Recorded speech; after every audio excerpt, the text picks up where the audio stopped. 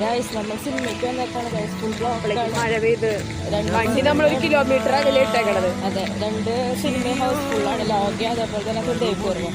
അപ്പൊ നമ്മൾ ഫുൾ ബ്ലോക്കായിട്ട് നടക്കാണ്. തിരിച്ച് നമ്മള് സിനിമ കഴിയുമ്പോ ഇത്രയും ദൂരം നടക്കണം.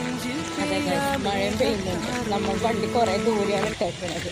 അപ്പൊ നമുക്ക് വേഗം തിയേറ്ററിൽ പോവാം.